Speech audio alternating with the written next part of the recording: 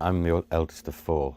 My dad was like an old-fashioned working class bloke, worked in a factory, went to the pub every night, drank too much, and it caused problems. And parents split up when I was 15. Maybe 5 years after that, heroin seemed to arrive in Eccles, and all of my siblings became long-term heroin users. It's difficult to describe and talk about. Now I know that people self-medicate and they take heroin for all kinds of different reasons, but at the time I just thought of it as shit, all my siblings are drug addicts. Studies show, specifically, that the children of alcoholics are more likely to become heroin addicts. I was expecting to be called one day and told that one of them was dead, and it happened at 5:30 one morning in 1999. And my brother was dead because he'd had too much heroin. He was 29. Nice to see you again, man. I met Neil Woods in 2016.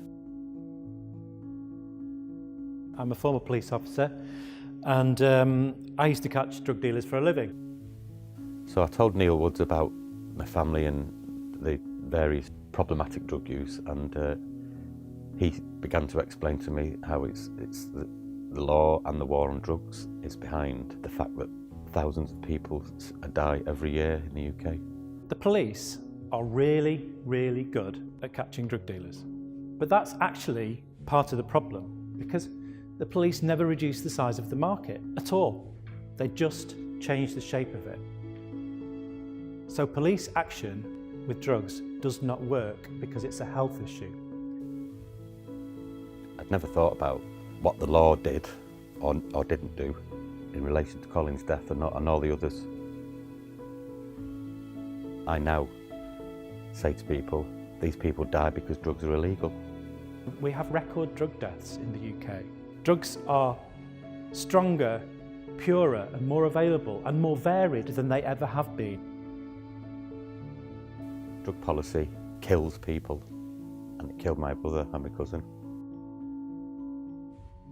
If drugs were legally regulated and controlled by pharmacists and doctors and health professionals, and you get a piece of paper that tells you the risks and everything with the drugs, a lot less people will die because it will be safer. You can then ask people, do they want more help with the reasons why they take the drugs? Heroin users don't want to be heroin users, they hate it, but they're addicts, and it just drives them.